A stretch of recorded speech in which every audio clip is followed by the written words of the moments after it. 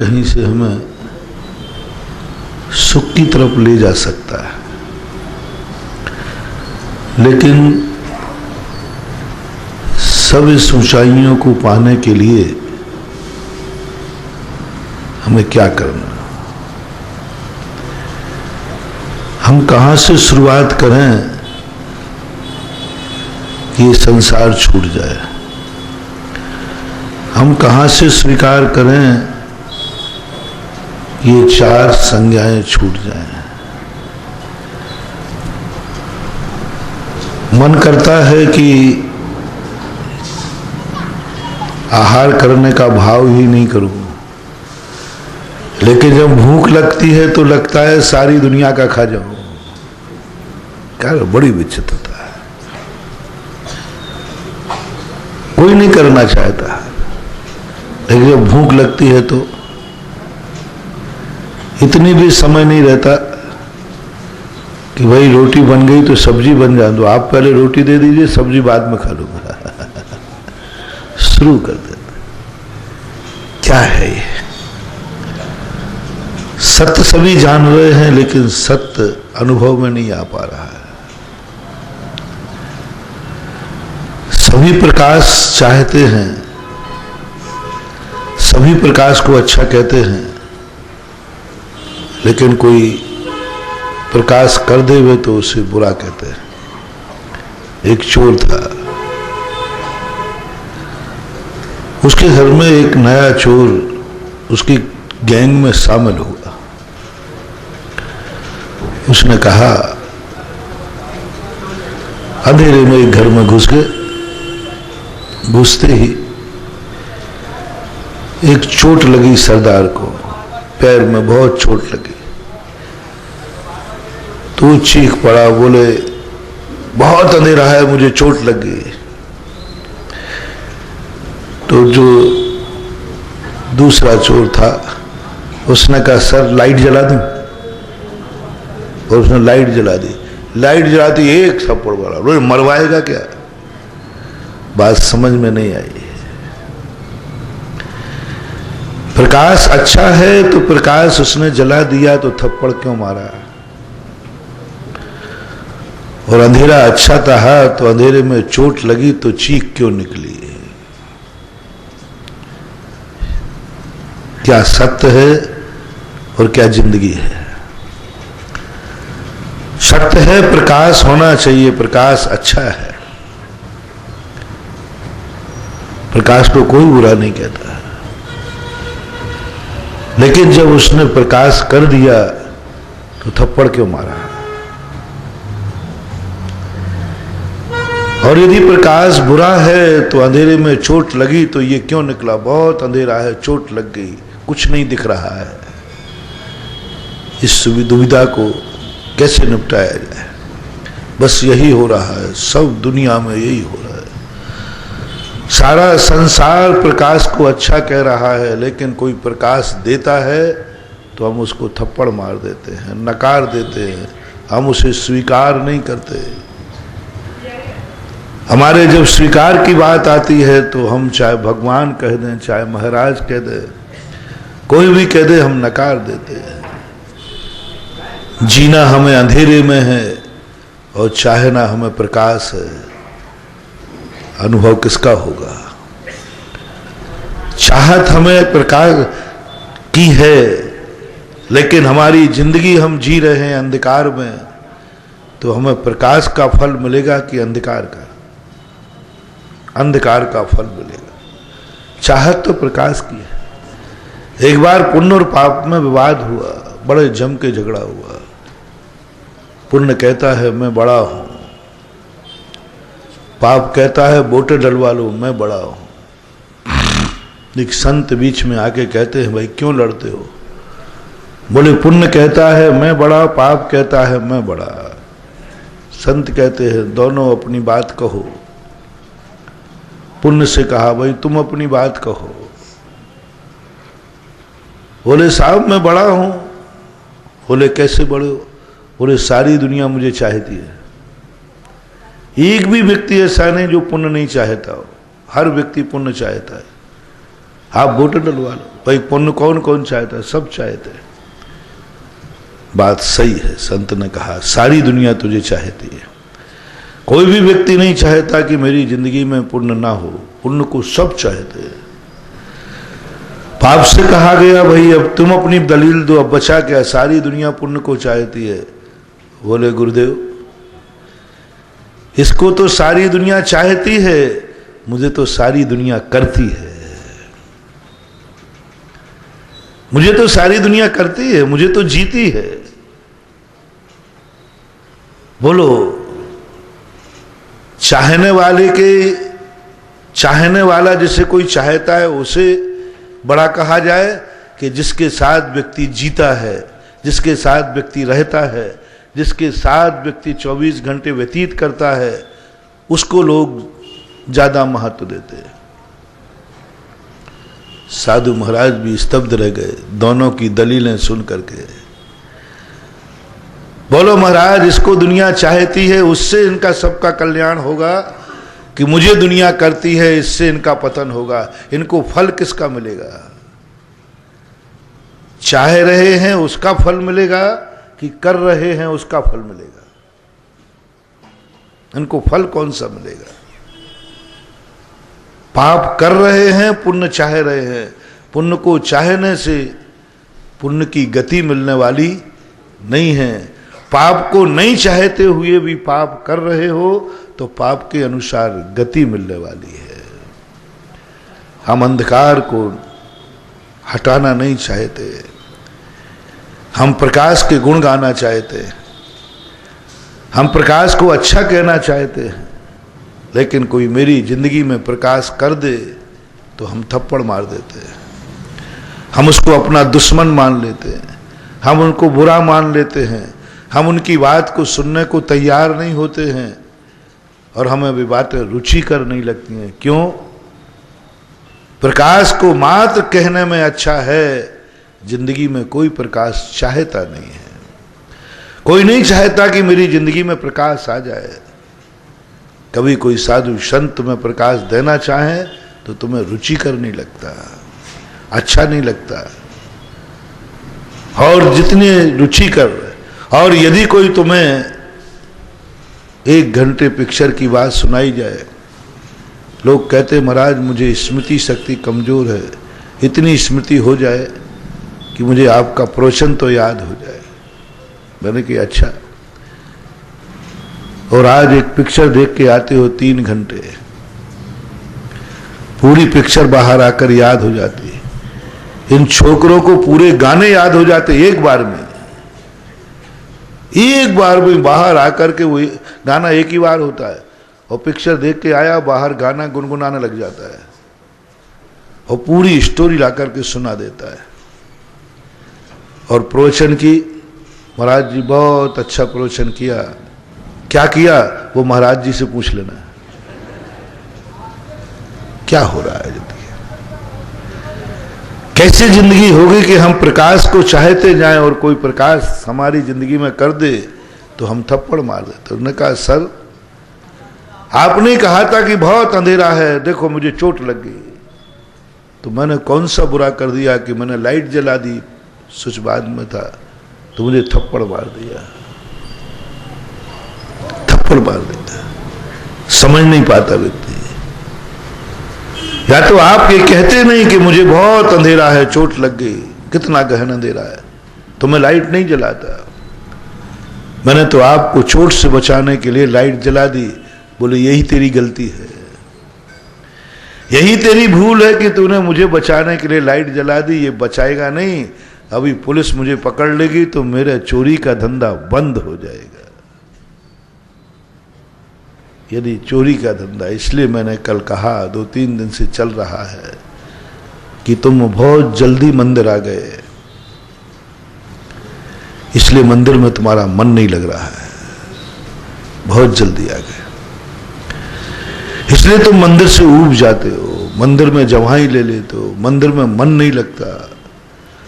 माला, जैसे महाराज कह रहे थे कि माला फेरते हो मन मचल जाता है, बाहर जाता है, पूजन करते हो जमाई आ जाती है, मन ही नहीं लगता, थोड़ा जल्दी आ गए। प्रवचन सुनने भी गुरुओं के पास तुम जल्दी आ गए, बहुत जल्दी आ गए, नहीं आएगी समझ। तुमने डायरेक्ट इतनी ऊंचाइयों पर पहुंचने का प्रयास किया है, तुम गिरोगे, बहुत गलती हो रही। हम भी यदि तुम्हें जल्दी से धर्मात्मा बनाना चाहें और आज्ञाकारी सिद्ध बनाना चाहें, कैसे साम दंड भेद दे करके कि सारे लोग मेरी आज्ञा मान जाएं, तुम एक दिन मुझे गाली देते हुए पाए जाओगे, एक दिन मेरे से तुम घृणा कर लोगे और ऐसे भागोगे कि मैं तुम्हें बुलाऊंगा, मैं तुम्हें पकड़ूंगा और तुम दौड़ लगा के भागोगे। ना जाने कितने लोग ने मालाएं फेर फेर करके फेंक दी, बहुत फेर ली मालाएं। ना जाने कितने लोग मंदिरों में भगवान को घिस घिस करके घृणा से भर गए, कुछ नहीं रखा है इन मंदिरों में। कितने लोग प्रवचन सुन सुन करके थक गए, स्वाध्याय कर करके थक गए, सामायिक कर करके थक गए, सब में थक रहे। और जिस चीज में थकान आ जाए समझ लेना वो अच्छी चीज हो ही नहीं सकती, अच्छी चीज नहीं हो सकती। एक सिद्धांत बना लेना, जिस कार्य को करने के बाद तुम्हें उवासी आ जाए, जिस कार्य को करने के बाद तुम्हें ऐसा लगे कि ये काम कब पूरा हो, जिस कार्य करने के बाद तुम थक जाओ, समझ लेना वह धर्म नहीं है, अधर्म है, वह पुण्य नहीं है, पाप है, वह तुम्हारे लिए कोई कल्याणकारी नहीं है। अब आप निर्णय करो किस किस कार्य में थकते हैं।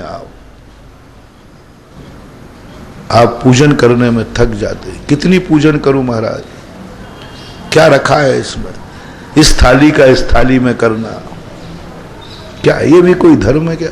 एक लोटा भगवान पर ढाल दिया, ये भी कोई धर्म है क्या? बहुत सारे लोग अभी महाराज जी एक दिन नहीं किया तो आप नाराज क्यों होते? रोज को तो भगवान को नहाता हूं, थक जाता है, रूढ़ी बन जाती है, आनंद नहीं आता, रस नहीं आता है। प्रतिदिन ऐसा नहीं लगता है कि आज मैंने अभिषेक किया है, जिंदगी में कभी ऐसा अभिषेक नहीं किया, कभी नहीं किया। प्रतिदिन आनंद नहीं आ रहा, एक रूढ़ी बन गई, एक परंपरा बन गई। हम तो रोज को ही करते हैं, प्रतिदिन करते हैं, एक रूढ़ी बन गई, उसका रस खत्म हो गया। पहले दिन रस था, दूसरे दिन खत्म हो गया, और था, तीसरे दिन और खत्म हो गया। जिंदगी में अभिषेक करते करते दिन प्रतिदिन रस घटता जाता है। और एक आध दिन छूट जाए तो कह देते एक दिन छूट जाएगा तो क्या फर्क पड़ता है, कोई फर्क नहीं। लेकिन प्रतिदिन नहाते हो तो कभी ये भाव आया कितना नहा चुका, एक बार भी नहाने से ऊबे हो गया? प्रतिदिन नहाते हो तो ऐसे लगता है कि आज के पहले ऐसा मजा कभी आया ही नहीं, मैं तो नहाया मजा आ गया। प्रतिदिन इतनी रुचि, एक बार भी मन में नहीं आया कि आखिर कितना नहाता जाऊं, कितना नहाऊं। नहाते नहाते सारी जिंदगी तो धो डाली, सारे दुनिया के जल तो हमने मैले कर दिया, कितना नहाऊं, कभी नहीं आया। प्रतिदिन इतनी उतावली होती है कि यदि प्रवचन का भी समय हो रहा, महाराज भी दरवाजे में, महाराज रुको मैं 2 मिनट नहा के आता हूं, कितने जरूरी काम होगा, तो भी तुम कहोगे कि थोड़ा सा रुको मैं नहा के आ जाऊं। नहाने के प्रति उठते इतनी उतावली, नहाने के प्रति इतना तुम्हारा रुचि कि बाहर कोई बुला रहा है, कहीं जाना है, नहीं मैं कहीं नहीं जाऊंगा, बिना नहाए बिना मैं घर से बाहर नहीं निकलूंगा, बिना नहाए बिना मैं सफर नहीं करूंगा, बिना नहाए बिना मैं रोटी नहीं खाऊंगा। इतनी उतावली, नहाते ही सबसे, उठते ही सबसे पहले, सब काम बाद में, बंद में, नहाने में।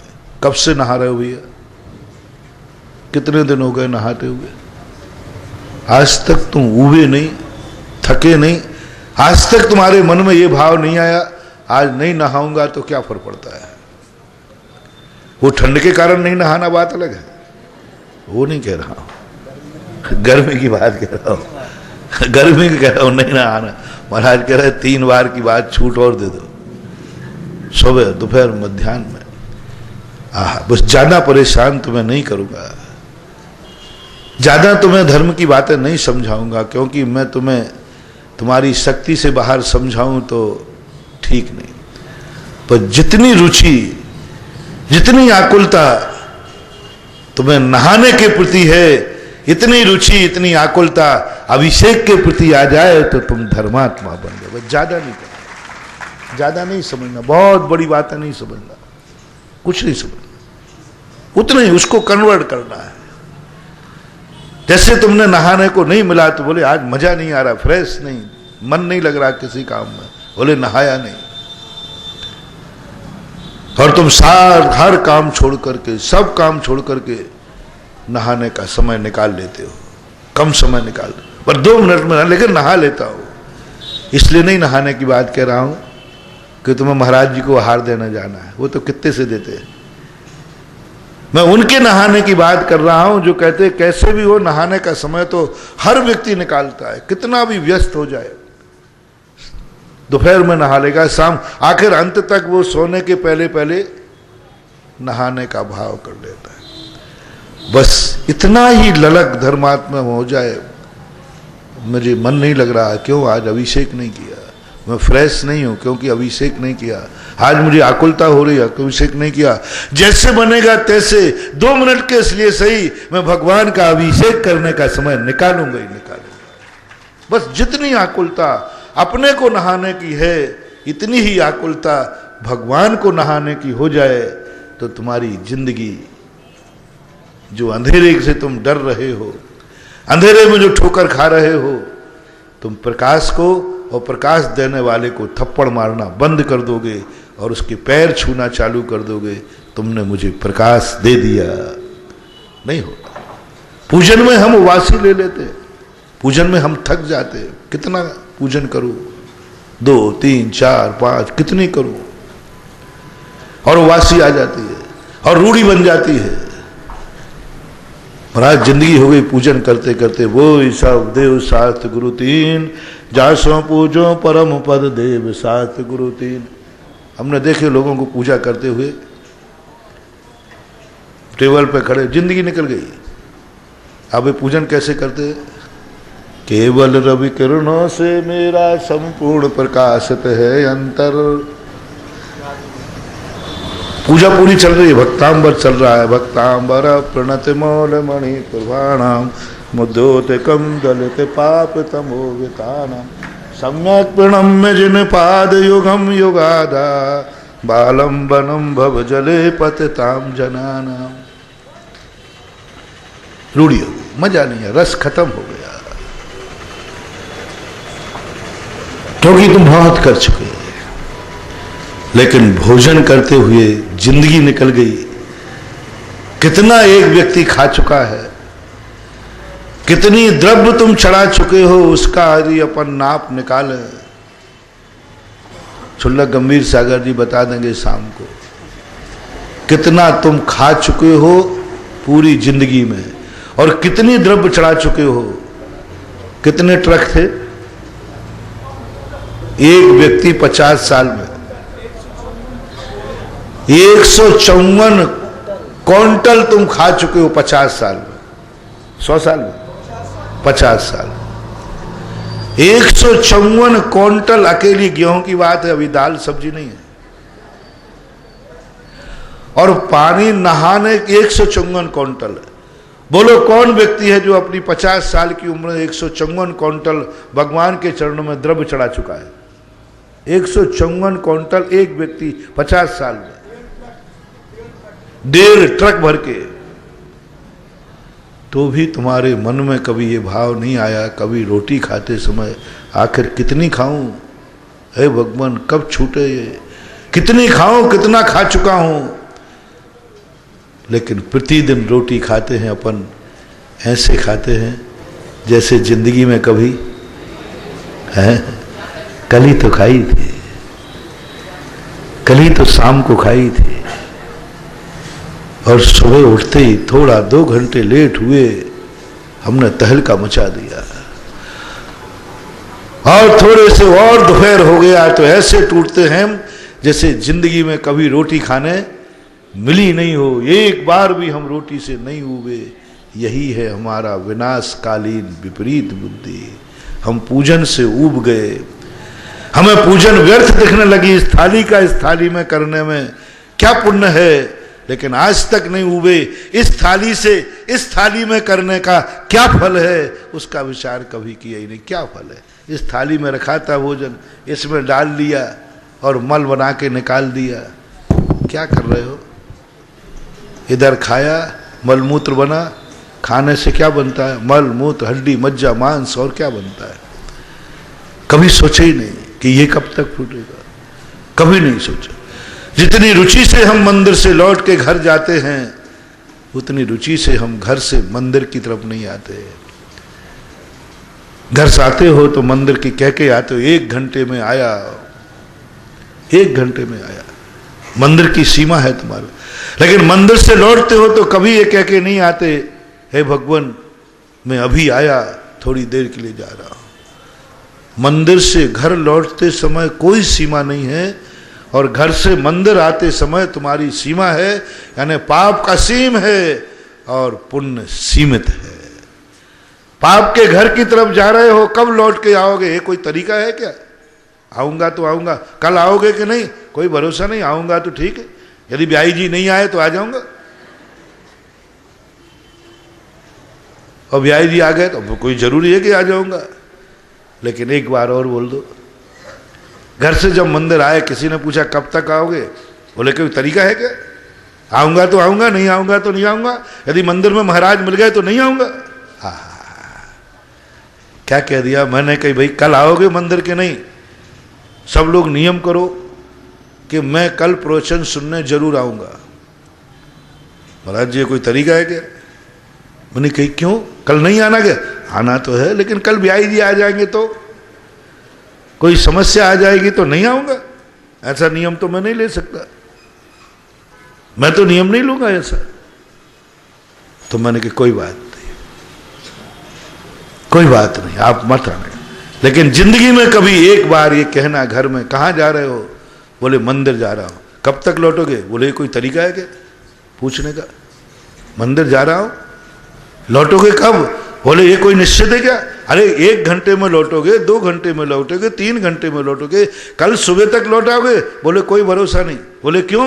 बोले मंदिर में महाराज जी मिल गए और उन्होंने बढ़िया प्रवचन दे दिया तो नहीं लौटूंगा, कल वहीं रह जाऊंगा, और यदि अच्छा दे दिया तो जिंदगी भर रह जाऊंगा। कभी एक बार घर वालों को ये जवाब दे के आना, मंदिर एक दिन। बहुत बार तुम मंदिर आए हो, समय की सीमा बांध के आए हो, इसलिए गुण स्थान नहीं बन रहा है, इसलिए संयम और संयम नहीं बन रहा है। जो महाराज कह रहे थे क्यों नहीं बन रहा है? त्याग तो तुम्हारे बहुत, क्योंकि तुम सीमित किए हो धर्म को। तुम कह के आए हो मंदिर में 1 घंटे में आ जाओ। हर व्यक्ति घर से चलते समय मन में भाव करता है मंदिर में इतना टाइम लगेगा, लेकिन एक व्यक्ति भी ये कह के नहीं जाता मंदिर से कि मुझे घर में कितना टाइम लगेगा। सब शिखर जी की वंदना करने जाते हैं, रिटर्न रिजर्वेशन जेब में रख के जाते हैं। आज तो 99 इतना पाप हो गया, ये रिटर्न रिजर्वेशन इतना अनर्थ हो गया। यहां से जाने के पहले ही लौटने का टिकट है, और शिखर जी तो वो स्थान है जहां लोग जाते तो हैं लेकिन लौटने का भाव नहीं करते। उसका नाम ज्ञानी है। किसको शिखर जी की वंदना का फल लगेगा? कौन जाने का अधिकारी शिखर जी? ऐसे हजारों कर लो ना वंदनाएं। जितने महामना हुए तीर्थंकर, उन सब ने शिखर जी जब गए भाव किया, तो जितने तीर्थंकर गए, जितने मुनि गए, सब एक ही बात कह के गए, भगवान बस शिखर जी जा रहा हूं, अब दोबारा शिखर जी का पहाड़ चढ़ तो रहा हूं, लेकिन अब दोबारा उतरना नहीं पड़े, ऐसी भावना लेकर गए अजितनाथ भगवान, संभवनाथ भगवान, 20 तीर्थंकर, अनंत आत्माएं। जो पहाड़ चढ़ता है, ओहो कैसी है वंदना सम्मेश शिखर की, कैसी वंदनाएं की हैं अपन ने, और कैसी वंदना करना चाहिए। सम्मेश शिखर की वंदना करने के बाद एक एक कदम बढ़ते जाओ, और हे भगवान, एक एक कदम पर ये भावना बढ़ते जाओ। आज मैं सम्मेद शिखर का पहाड़ चढ़ रहा हूं, बस भगवान जिस ऊंचाई को मैं पहुंच रहा हूं, बस उतर करके मुझे कभी लौटना ना पड़े, लौटना ना पड़े, मैं नहीं लौटूंगा। बस भगवान एक ही भावना कर देना, एक ही ऐसा निमित्त बना देना, जिस पहाड़ को मैं चढ़ रहा हूं उस पहाड़ से मैं कभी उतर के नीचे नहीं, क्योंकि पहाड़ पे चढ़ना ऊंचाई की तरफ है, उतरना डाउनफॉल है। ये भावना के बताओ शिखर जी की वंदना ऐसी कब की तुमने, जिसमें ये भाव किया हो, बस चढ़ रहा हूं, मेरा उतरने का भाव नहीं।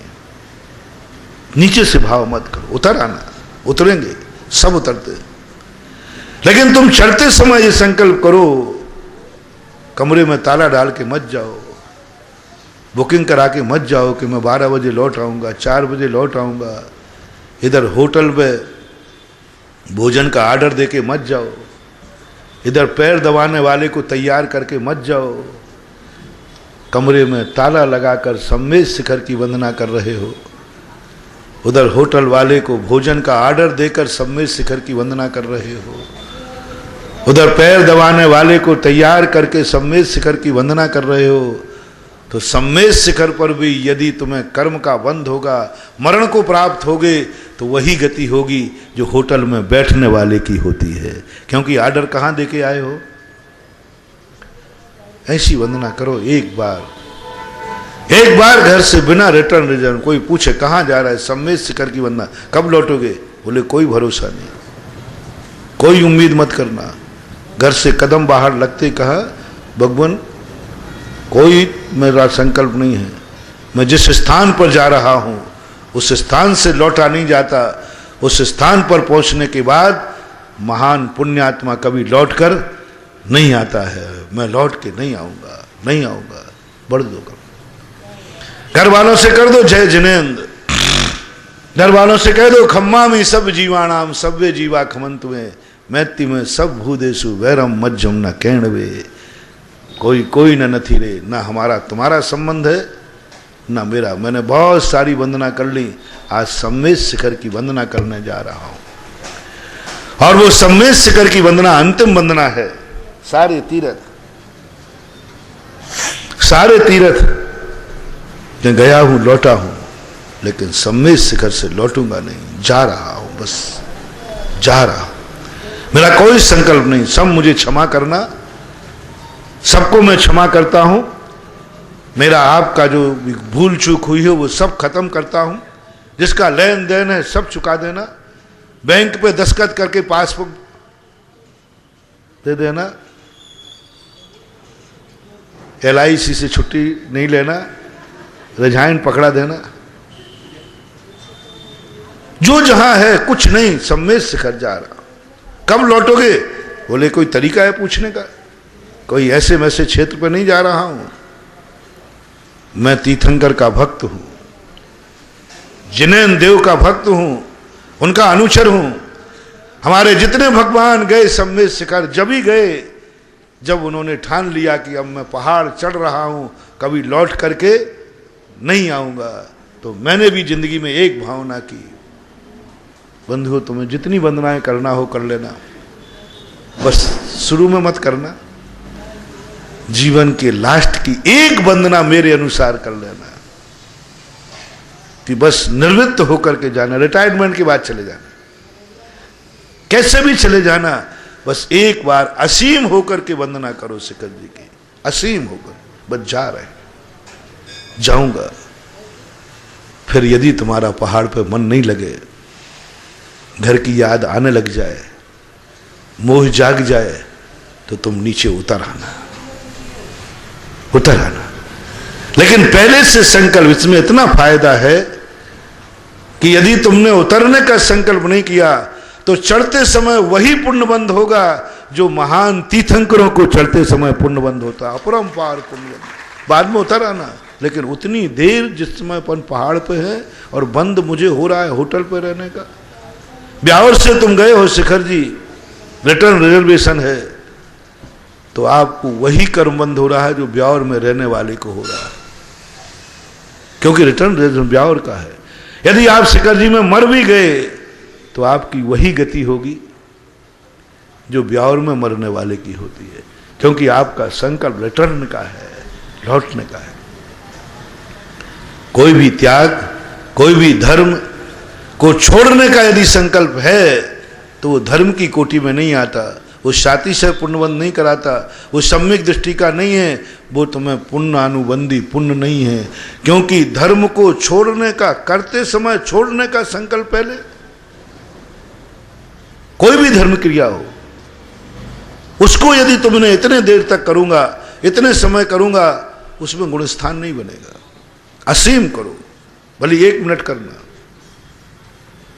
यदि कोई मुनि महाराज कहे मैं 10 साल के लिए मुनि बनता हूं, 10 साल के लिए मुनि बनता हूं, वो कभी मुनि पने का आनंद नहीं ले पाएगा, उसका गुणस्थान नहीं बनेगा। और एक व्यक्ति कहता है कि मैं जिंदगी भर के लिए मुनि बनता हूं, और 1 घंटे बाद भ्रष्ट हो गया, मर गया, 1 घंटे बाद एक्सीडेंट हो गया, 1 घंटे बाद उसका मन बिगड़ गया। लेकिन जब बना था तो क्या सोच के बना था, मैं जिंदगी भर के लिए मुनि व्रत धारण करता हूं, और 1 घंटे बाद, 1 दिन बाद उसका मन बिगड़ गया, उसने मुनि पद छोड़ दिया, एक्सीडेंट हो गया, मर गया। तो भी वो 1 घंटे के लिए भावलिंगी मुनि बन करके 6ठे 7वें गुणस्थान का आनंद ले लिया, 1 घंटे, 1 मुहूर्त की। लेकिन क्या बन गया, पहले ही कह देता कि मैं 1 घंटे को मुनि बन रहा हूं तो आनंद नहीं आता। बनते समय क्या संकल्प किया, मैं जीवन भर के लिए मुनि बन रहा हूं, लेकिन बाद में दुर्घटना हो गई, मुनि पद छोड़ दिया। इसी प्रकार से तुम लौट के आ जाना, लेकिन संकल्प करके नहीं जाना। मेंढक जब समूषण में जा रहा था, ये सोच के नहीं जा रहा था कि मैं लौट के आऊंगा, ये सोच के नहीं जा रहा था कि बस भगवान के दर्शन करने जाऊंगा, बस कह के चला था, बस जा रहा हूं। भगवान के पास से कोई लौटा जाता है? बुरे आदमियों के स्थान से लौटा जाता है, गंदे स्थानों से लौटा जाता है? ये तो भगवान के समूषण में लौटने का संकल्प सवाल ही नहीं उठता। अच्छे स्थान पर जहां लौटने का संकल्प नहीं, जा रहा हूं, जा रहा हूं, मर गया, भगवान के दर्शन भी नहीं कर पाया, लेकिन स्वर्ग को पा गया। तुम शिखर जी की वंदना रिटर्न रिजर्वेशन करके मत जाओ, तुम लौट के आना। यदि तुम बिना रिटर्न रिजर्वेशन के जा रहे हो, असीम बन के जा रहे हो, बस जा रहा हूं भगवान, जा रहा हूं परिवार वालों, कब लौटोगे? कोई कैसी बात करते, लौटने की बात करते हो शिखर जी से? शिखर जी जैसा पहाड़ मिलने के बाद लौटने का सोचूं मैं? नहीं, ये शिखर जी पे सोचूंगा जाके। और वहां के बाद तुमने सोचा आ जाना घर, लौट आना घर से, लेकिन बस मैं ब्यावर में भी आ जाओगे तो भी तुम्हें शिखर में जी में मरने का पुण्य दिला दूंगा। शिखर जी में मरोगे तो ब्यावर का पुण्य लगेगा मरने का, और ब्यावर में मरोगे तो शिखर जी का पुण्य लगेगा। बस मेरी इतनी सी बात मान लो, पहले तो यहां से रिटर्न रिजर्वेशन लेके मत जाना, जाना बस जा रहा हो। वंदना करने के बाद तुम्हें घर की याद आएगी, मुझे मालूम है, तुम्हारा मन नहीं लगेगा ये मुझे मालूम है, लेकिन चलते समय विकल्प मत रखो मन का। और वहां जाकर के फिर भगवान से कहना, भगवान आया तो था मैं कि अब नहीं जाऊंगा लौट के, लेकिन घर की याद आ रही है, छोटे बच्चे हैं, व्यापार अभी जमाया हुआ है, परिवार की हालत ठीक नहीं है, मैं जाऊंगा, मैं जाऊंगा, मुझे उतरना पड़ेगा भगवान। पारसनाथ के चरणों में उतर जाना, ब्यावर आ जाना, लेकिन उन्हीं चरणों के अंदर रिटर्न रिजर्वेशन करके आना। भगवान अगली साल इसी तारीख में ये बंदा आपके चरणों में फिर आएगा, बस और कुछ नहीं। बस वहां रिटर्न रिजर्वेशन, तो मैं मान लूंगा कि शिखर जी प्यारा है और ब्यावर प्यारा नहीं। जिसका रिटर्न रिजर्वेशन तुम्हारे पास है, बस वही तुम्हें प्यारा है, वही तुम्हारी जिंदगी है, वहीं जन्मोगे, वहीं मरोगे, उससे ऊपर तुम कभी नहीं उठ पाओगे। क्योंकि जेब में क्या है, सम्मेद शिखर के पे रिटर्न रिजर्वेशन कोई नहीं लेता। किस किस के पास सम्मेद शिखर का रिटर्न रिजर्वेशन है? किसी के पास नहीं। और सम्मेद शिखर में जाके यात्रियों को देखो, लौटने के रिजर्वेशन कितनों के पास है शिखर जी यात्रा में? 99, 100% लोग सम्मेत शिखर जी की यात्रा कर रहे हैं, सबके रिटर्न रिजर्वेशन है। और कितने यहां ब्यावर में बैठे हुए हैं जिनको शिखर जी की वंदना करने के साथ ही शिखर जी के लौटने का टिकट किसके हाथ में है? हाथ उठाए, एक के पास भी नहीं, कोई मजा नहीं। शिखर जी लौटने का रिटर्न रिजर्वेशन, भगवान ये देख लीजिए, तू आएगा नहीं आएगा क्या पता, बोले भगवान रिजर्वेशन करा लिया है, अगली साल का साल भर पहले मैं इसी तारीख में ये बंदा आपके पास रहेगा, मेरा संकल्प है। अब तुम साल भर दुनिया में कहीं भी रह जाना, कहीं भी मर जाना, तुम्हें वही पुण्यबंध हो रहा है जो सम्मेत शिखर जी की वंदना करते हुए हो रहा है, क्योंकि रिटर्न रिजर्वेशन जेब में है, मैं लौट के उसी तारीख में जाऊंगा। यदि आप मर भी जाओगे तो भी आपकी सदगति होगी। क्या हो गया संसार को? पाप की कोई सीमा नहीं। सम्मेत शिखर से लौट के ब्यावर में कब तक रहोगे? कोई सीमा नहीं।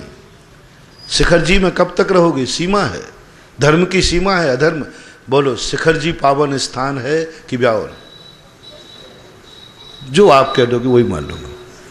शिखर जी पावन स्थान है कि ब्यावर है? थोड़ा जोर से, पीछे वाले कम बोलते हैं, लेट आते हो बोलते भी कम है। शिखर जी पावन स्थान है कि ब्यावर? शिखर जी। तो पावन स्थान पर रहने वाला व्यक्ति पावन स्थान पर रहने का भाव सोचेगा कि गंदे स्थान पर? गंदे स्थान पर ज्यादा रहने का भाव किसको आता है? मैं नहीं बोलूंगा, तुमसे ही बुलवाऊंगा। पवित्र स्थान पर रहने का भाव किसको आता है और गंदे स्थान पर रहने का भाव किसको आता है? आप निर्णय कर लो तुम कितने गंदे हो। मैं बोलता नहीं मुंह से, तुम ही बोल दो। गंदा स्थान किसे पसंद आता है? और तुमने खुद कहा है कि पावन स्थान कौन सा है? इससे पता है कि ब्यावर उससे गंदा है। तो गंदे स्थान पर पसंदी किसकी है? नाम बोल दो तो बहुत अच्छा लगे। मैं नहीं बोलूंगा क्योंकि मेरे ऊपर सैटेलाइट लगे रहते हैं, अभी व्हाट्सएप चल जाएगा। तुम बोल दो गंदे स्थान किसको पसंद आता है? हम उसका गंदे स्थान का रिटर्न रिजर्वेशन लेके जा रहे हैं। हम गंदे स्थानों के लिए लौटने की भाव करके जा रहे हैं। एक बार जिंदगी में ऐसी वंदना करो, लौट आना, लेकिन लौटते समय शिखर जी का रिटर्न रिजर्वेशन करा देना।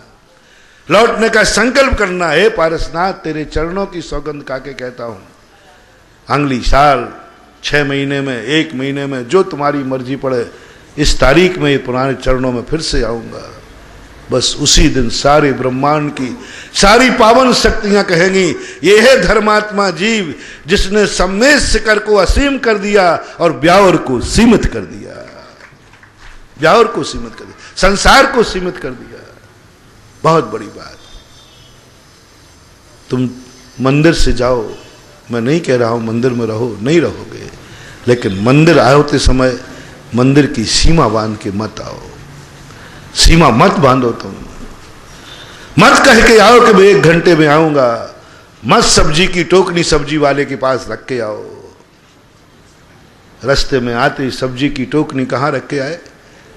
24 घंटे में तुमने आध घंटे मंदिर को दिया, उसी में बीच में बेईमानी, उसमें भी सब्जी वाले के पास टोकनी रख के आए। अब तुम कितना अभिषेक पूजन कर लो, आपका यदि मरण होगा तो सब्जी खरीदते समय जो गति होगी वही तुम्हारी गति होगी, क्योंकि टोकरी कहां रखी है? डोलची कहां रखी है? दूध वाले के। महिलाएं, आपकी ज्यादा आदत है, रास्ते में 3 कार्य करते हुए फिर मंदिर आती है, और सहेली मिल गई तो कहती मैं अभी हाल मंदिर करके आई, अभी हाल। यदि मर गई मंदिर में तो वो सहेली के घर में भूतनी बनेगी। यदि मर गए तुम तो ध्यान रखना, सब्जी के कीड़े बनोगे या सब्जी वाले के यहां छोकरे बनोगे। ओहो, क्या बात हो गई भैया, क्या बात निकल गई मुंह से। मंदिर में भगवान की पूजा करते हुए तुम जैनी मरण को प्राप्त हुए, मर करके या तो सब्जी के कीड़ा बने या सब्जी वाले काछी के यहां जाके तुमने जन्म लिया, काछी के यहां तुमने जन्म लिया। बताओ, जैन और कहां सब्जी वाला? कहां तुम जैन थे, सब्जी खरीदने गए थे, और कहां वो सब्जी बेचने वाला? और तुम्हारा मरण या आयु बंद हो गया तो कर्म आपको सब्जी वाले के यहां जन्म दिलाएगा, क्योंकि आपका मंदिर से लौटकर क्या लेने का संकल्प है? सब्जी लेने का। रोंगटे खड़े हो जाएंगे। जिन जिन जैनियों को सब्जी वाले के यहां छोकरा बनना हो, वे मंदिर आते समय जरूर अपनी टोकरी सब्जी वाले के यहां रख के आया करें। दूध वाले के यहां रखना है तो तुम्हारा मरण यदि हो गया तो आप मर के ग्वाले के जाओगे, तुम भी भैंसे चराओगे, तुम भी दूध बेचोगे। क्यों?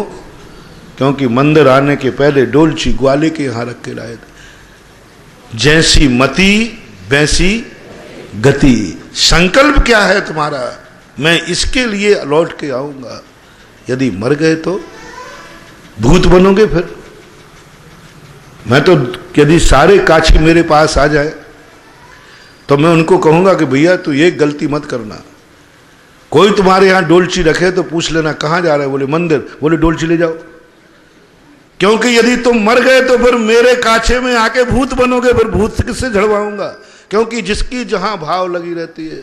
बताते हैं कि एक व्यक्ति मरते समय पानी का भाव किया।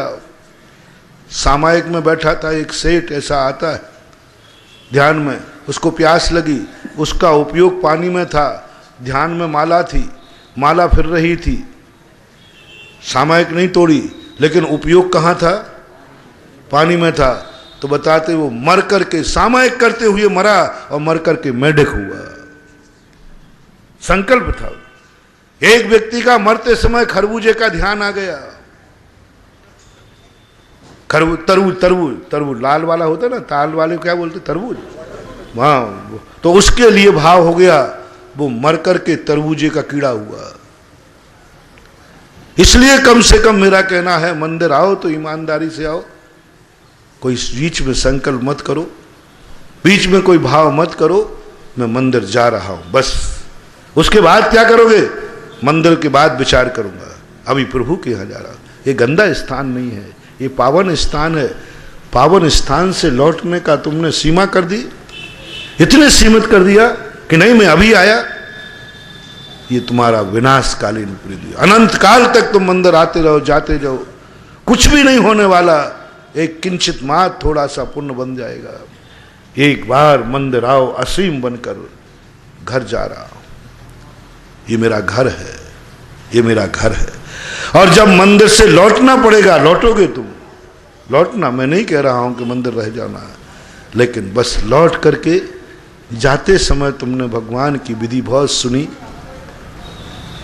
मंदिर को कैसे जाना चाहिए, मंदिर में क्या करना चाहिए, ये विधि बता दूंगा। बहुत ज्यादा कठिन विधि नहीं है, ये तो बहुत कुछ आप जानते हो, लेकिन मंदिर से लौटने की विधि मालूम नहीं है। मंदिर में जाने की विधि सबको मालूम है, मंदिर से लौटने की विधि मालूम नहीं होने का परिणाम यह है कि अभिमन्यु को चक्रव्यूह में जाने की विधि मालूम थी, निकलने की विधि मालूम नहीं थी, इसलिए वो तड़प तड़प करके मारा गया।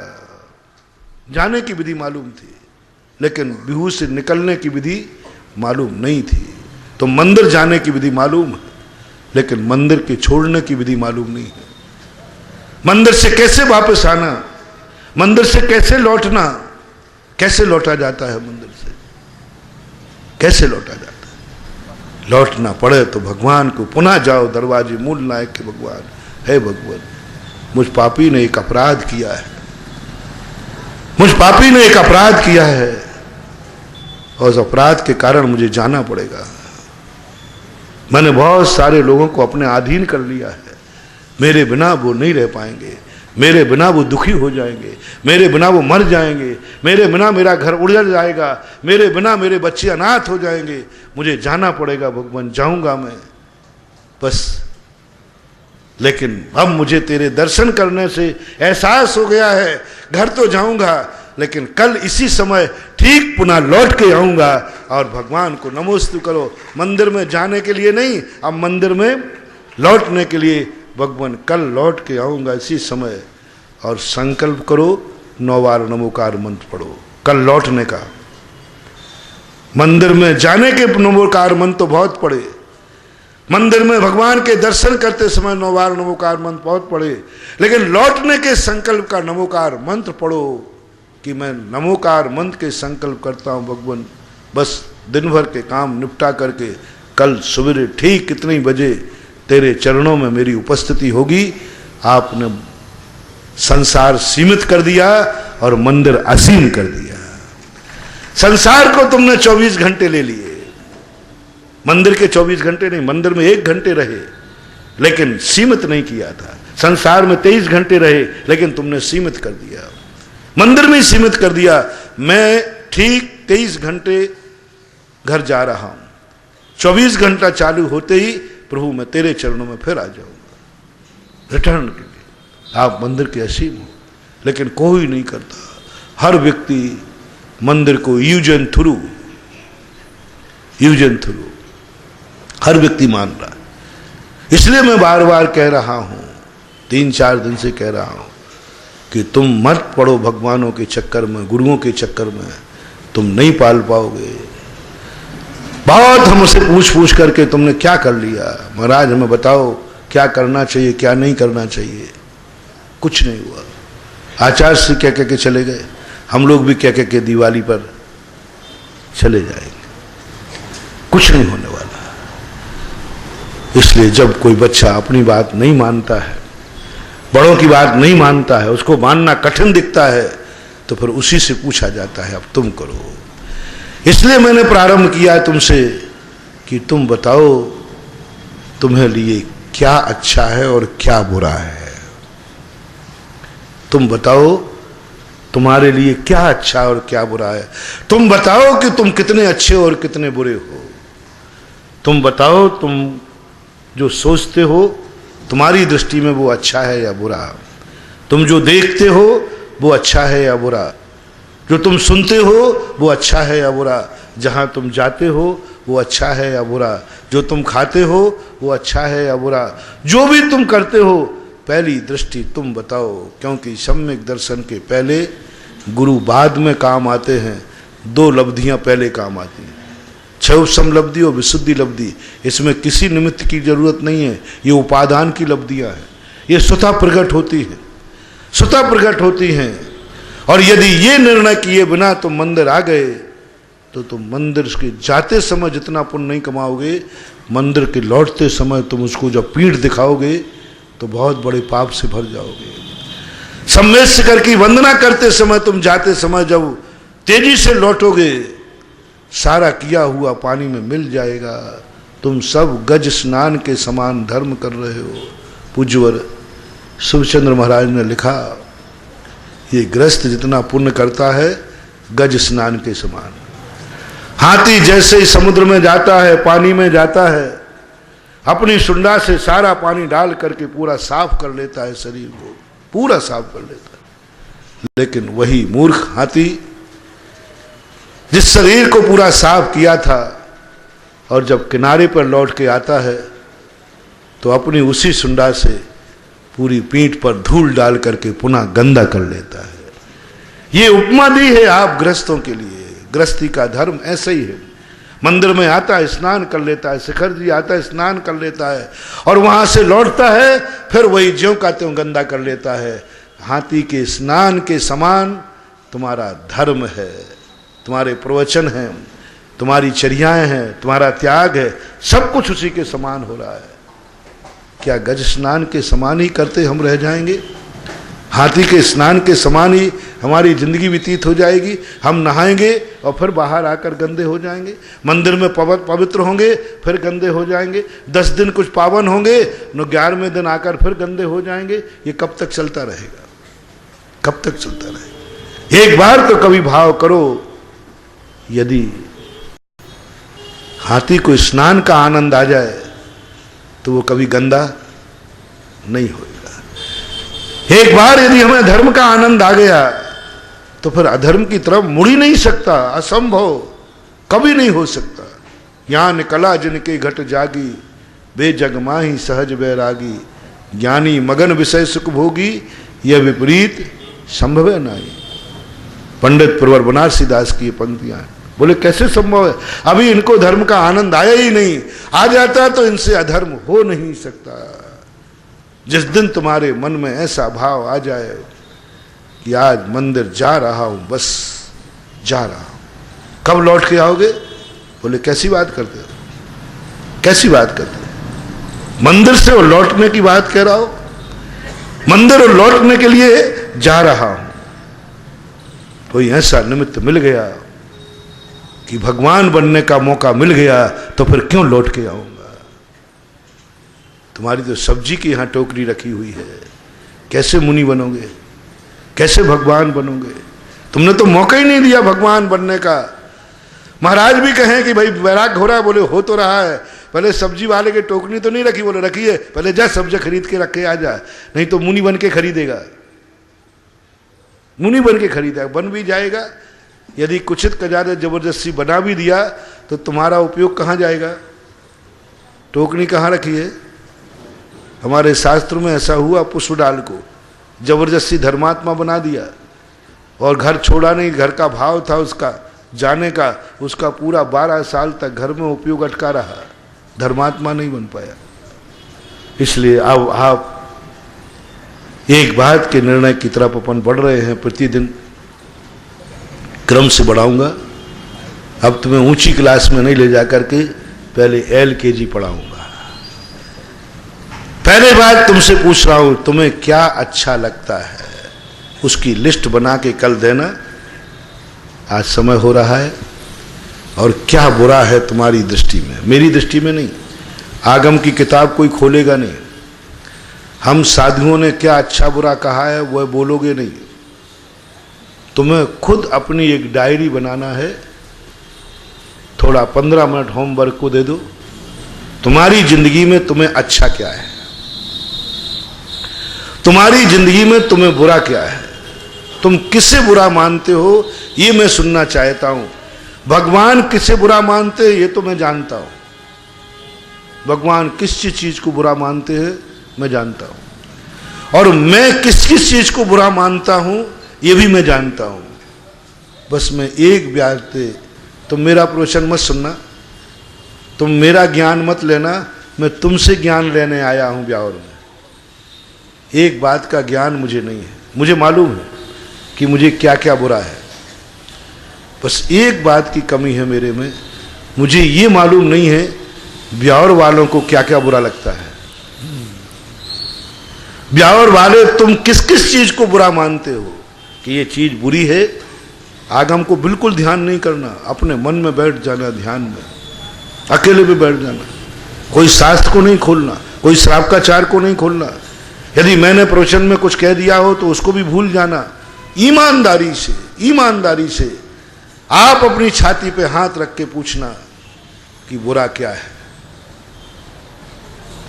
आपको अच्छा जो लग रहा, आपको जो अच्छा लगे वो लिखना। आपको पिक्चर देखना अच्छा लगता है आप लिख देना, आपको शराब पीना अच्छा लगता है लिख देना। सबको 24 घंटे पेपर दे रहा हूं, नकल करने की छूट है, किताब खोल, जो तुम्हें लिखना हो पूछ करके लिखना। सब आज सबको मेरा मन कर रहा है, क्योंकि आजकल की पढ़ाई में पहले वार्षिक एग्जाम होते थे, 6 माही होते थे, त्रिमाही होते थे, आजकल साप्ताहिक टेस्ट होता है ना, तो 1 हफ्ता तो हो गया ना अपन को, हो गया। अब साप्ताहिक टेस्ट लेने का मन है, तो मैंने सबको टेस्ट दिया, होमवर्क दिया कि हर व्यक्ति जिसको जो अच्छा लगता है वो लिखेगा। बिल्कुल भी मत डरना। यदि तुम्हें शराब पीना अच्छा लगता है तो लिखना, किसी का मर्डर करना अच्छा लगता है तो लिख देना, महाराज मेरा मन है एक बार मैं उसका मर्डर कर दूं, बस मजा आ जाएगा, लिख देना। आप नाम भी लिख देना, चिंता मत करना, मैं पुलिस वाले को नहीं दूंगा, और जिसका नाम लिखोगे उसको नहीं बताऊंगा, बस तुम मुझे बता दो। तुम्हारे अंदर की बात निकलवाना चाहता हूं, क्योंकि जब तक व्यक्ति के अंदर की बात नहीं निकलेगी हम धर्म की बात तुम्हें नहीं पिला सकेंगे।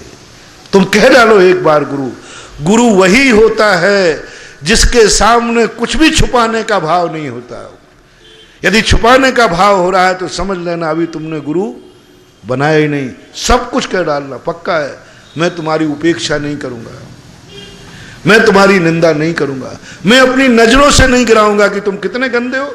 आज तक मुझे समझ में नहीं आता था, आज तक तो मैं तुझे बहुत अच्छा आदमी समझ रहा था, बहुत अच्छा आदमी, तू इतना गंदा आदमी है, शराब पीने का भाव कर रहा है।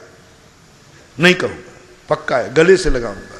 एक बार तुम सत्य बोल दो, एक बार तुम अंदर की किताब खोल दो, एक बार पूरा निष्कपट होकर के बन जाओ कि भगवान गुरुदेव मैं ये पापी हूं। एक बार खोल दो, एक बार, ओनली वंस मोर, कह डालो सब जो तुम्हारे अंदर हो। तुम्हें यदि मर्डर का भाव है तो मर्डर का लिख देना, महाराज एक आशीर्वाद आपका मिल जाए, चतुर्मास में तुम क्या चाहते हो वो दूंगा। यदि तुम चाहते हो महाराज मैं उसका मर्डर कर दूं, ये आशीर्वाद चाहिए। मैं शराब पी लूं, ये आशीर्वाद चाहिए। मैं मांस खा लूं, ये आशीर्वाद चाहिए। मैं दुनिया में डांका डाल लूं, सारे दुनिया की संपत्ति लूट कर मेरी तिजोरी में आ जाए, लिखो तो सही। काफी तो जांचना तो मुझे ही है ना।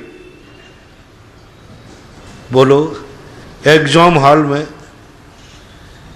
क्या मास्टर कह सकता है काफी में तुम्हें क्या लिखना है? बोलो, नहीं कह सकता। प्रश्न पत्र दे दिया, अब लिखना क्या है? कोई बच्चा उसमें गाली लिख दे तो मास्टर रोक नहीं सकता, वो लिख रहा है। आप 3 घंटे बोल नहीं सकते, जो भी लिखना है वो लिखो। लैला मजनू की कहानी वो लिखो। बड़ा फ्री हूं मैं आज सैटरडे है ना, आज हाफ हॉलीडे थी।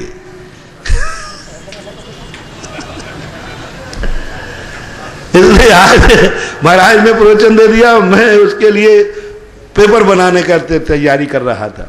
चलो मैंने आज पेपर दिया, जो लिखना है लिखना और देना गुरु को, ईमानदारी से लिखना, जो तुम्हें रुचिकर हो, जो अच्छा लग रहा हो वो लिखना। जो भी मैंने कह दिया ना, मैंने निकृष्ट से निकृष्ट कार्य बता दिए, इससे ज्यादा निकृष्ट तो कुछ होता नहीं, वो लिख डालना। महाराज मेरे मन में ये कार्य मेरी जिंदगी में सबसे अच्छा कार्य है, सबसे अच्छा कार्य है। मिट्टी खाना हो वो लिखना, मुझे गाली देना हो वो लिखना, महाराज सबसे ज्यादा बुरे आप ही लगते हो वो लिख देना। वायदा करता हूं मैं बुरा नहीं मानूंगा, अगर एक बार सत्य बोल दो। सबसे बड़ी भूल हो रही है, हम भगवान को मानते हैं, गुरु को मानते हैं, शास्त्र को मानते हैं, लेकिन उनके सामने कभी सत्य बोलने का साहस नहीं करते। एक बार खोल दो, तुम्हारा बेड़ा पार हो जाएगा, तुम सम्यक दर्शन को प्राप्त कर लोगे, तुम्हारी क्षयोभ समलब्धि बनना शुरू हो जाएगी। साहस करो एक बार, लेकिन ध्यान रखना जिसको लिखो झूठ मत लिखना। मैं पूछूंगा, तुम लिखोगे मुझे शराब पीना अच्छा लगता है, शराब बहुत अच्छी चीज है महाराज जी, मन करता है कि एक आध दिन आहार में आपको भी, इतनी अच्छी शराब, लिख देना, कोई बात नहीं। मैं पूछूंगा, देखो झूठ मत बोलना, मैं परीक्षा लूंगा कि तुम झूठ बोला है। यदि तुम झूठ लिख दोगे मैं परीक्षा कर लूंगा। मैं एग्जाम लेने में बहुत कठोर हूं, मैं परीक्षा करवा लूँ, तुम्हारे मुंह से कहलवा दूंगा कि तुमने झूठ लिखा है, तुम्हें शराब अच्छी लगती नहीं है।